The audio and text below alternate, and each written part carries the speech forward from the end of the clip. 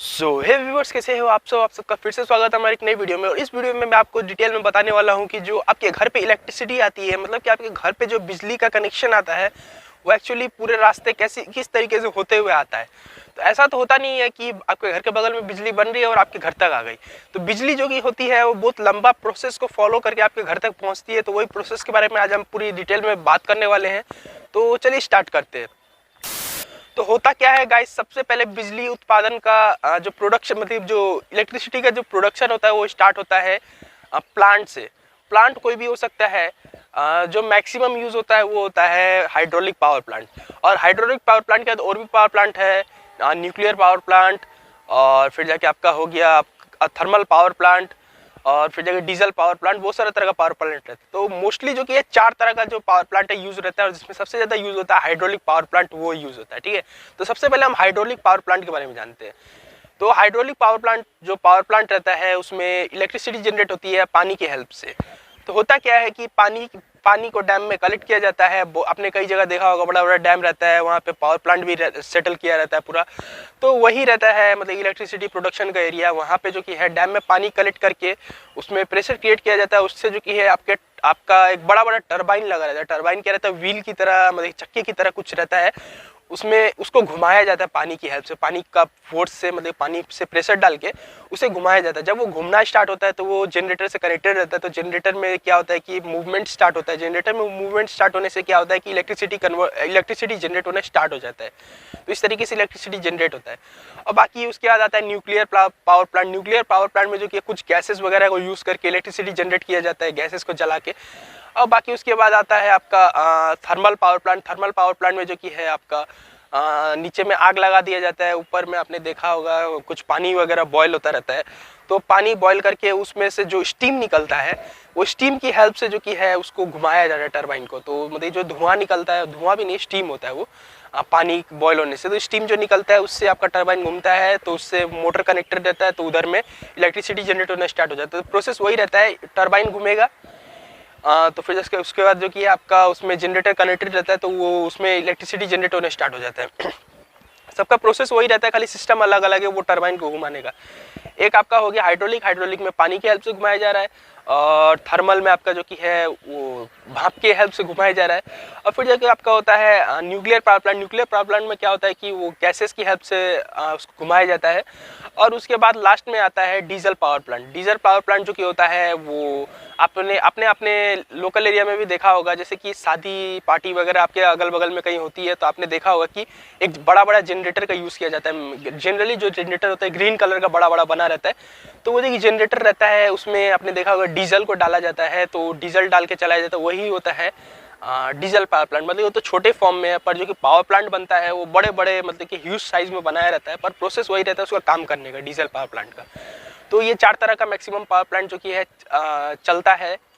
और उसके बाद अगर हम बात करें, और भी पावर प्लांट होते हैं, विंड पावर प्लांट, और भी क्या क्या पावर प्लांट होते हैं, पर वो उतना यूज़ नहीं होता है हम लोग के लोकल में, तो इसलिए हम उसकी बात नहीं करते हैं। तो उसमें अब ये 4 पावर प्लांट जो मैंने आपको बताया, इसमें सबसे ज़्यादा यूज़ होता है हाइड्रोलिक पावर प्लांट।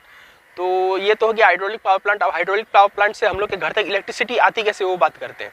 तो हाइड्रोलिक पावर प्लांट ने तो इलेक्ट्रिसिटी टरबाइन घुमा के जनरेट कर दिया, ठीक है। तो जनरेटर से जो इलेक्ट्रिसिटी निकलती है उसका जो वोल्ट रहता है, एक्चुअली वो वोल्ट नहीं रहता, किलो वोल्ट रहता है। वो 11 to 12 किलो वोल्ट में जो कि होता है वहाँ से जनरेट होकर निकलती है। 11 to 12 किलो वोल्ट जो कि बहुत ज़्यादा इलेक्ट्रिसिटी रहती है गैस, बहुत हैवी मतलब कि इलेक्ट्रिसिटी रहती है। जो आपके घर में जो यूज़ होता है वो 220 वोल्ट में जनरली यूज़ होता है।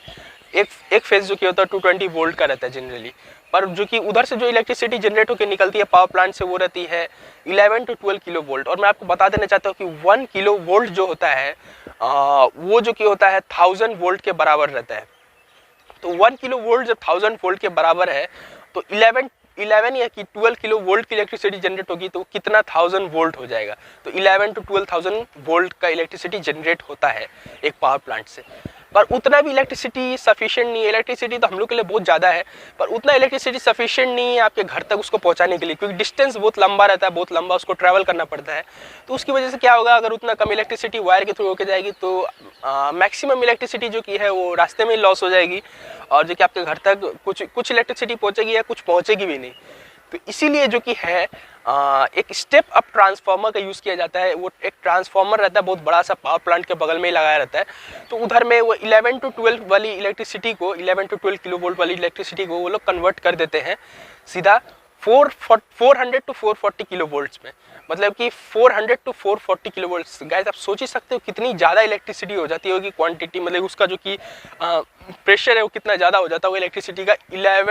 400 to 440 किलो वोल्ट्स में हो जाता है। और जबकि इतना सारा इलेक्ट्रिसिटी जब वो लोग मतलब इतना स्टेप अप उसको करके स्पीड कर देते हैं स्टेप अप ट्रांसफार्मर से, उसके बाद उसको वायर के थ्रू ले जाया जाता है। तो आपने वो वायर तो देखा ही होगा, वो पोल वगैरह में लगा रहता है वायर। जब ज़्यादातर आप बिहार साइड या गांव वाले इलाके में जाओगे तो वहाँ पे आपको ये नज़र आएगा, आपको ट्रैवल करते समय कुछ इस टाइप का जो कि है पोल्स लगा रहता है। आप जैसे स्क्रीन पर देख लीजिए, इस टाइप का पोल्स लगा रहता है बड़ा बड़ा। ये पोल्स पे जो कि बड़े बड़े तार गए रहते हैं और जो कि उधर से कुछ साउंड भी क्रिएट होता रहता है। वो साउंड एक्चुअली गाइस होता वही है कि जो इलेक्ट्रिसिटी फ्लो होता है तो उसका जो हाई वोल्टेज होने के कारण जो उसका प्रेशर रहता है उसी की वजह से साउंड क्रिएट होता है।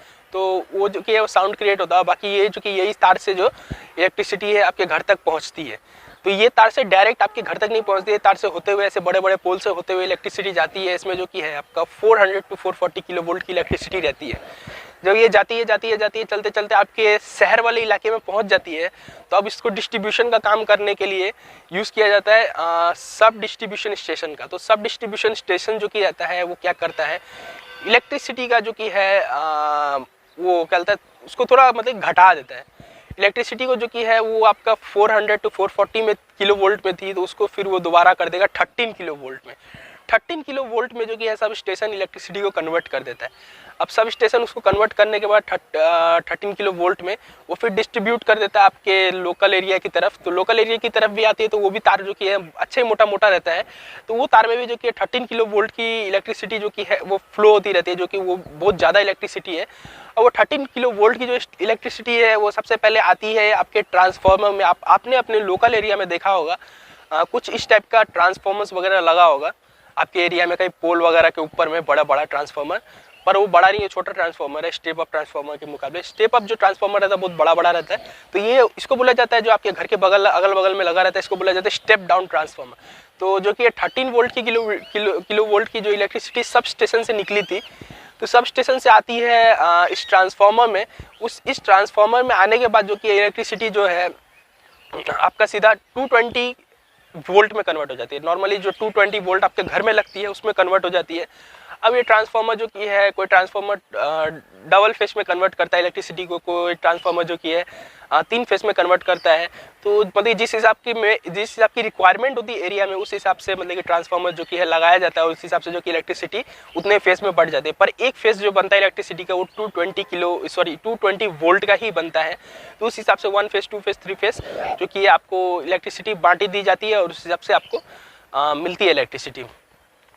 तो 2 फेस जनरली जो है 2 या 3 फेस में जो कि है ट्रांसफार्मर इलेक्ट्रिसिटी बांट देती है। उसके बाद जो कि है एक वायर जो रहता है 220 वोल्ट का रहता है और फिर जाके वो जो कि सिंपली आपके घर के आसपास में आपने देखा होगा जो नॉर्मल पोल रहता है सीमेंट का पोल, उसके थ्रू होते हुए जो कि है आपके घर में आ जाती है इलेक्ट्रिसिटी और उसी से जो कि आप अपने सब अप्लायंस चला सकते हैं। तो यही थी आज की वीडियो। आई होप आपको ये वीडियो हेल्पफुल लगी होगी, अच्छे से आपको समझ में आई होगी। अगर वीडियो समझ में आई तो कृपया करके एक थम्स अप दे देना। तो मिलते हैं नेक्स्ट वीडियो में, तब तक के लिए बाय बाय और जय हिंद।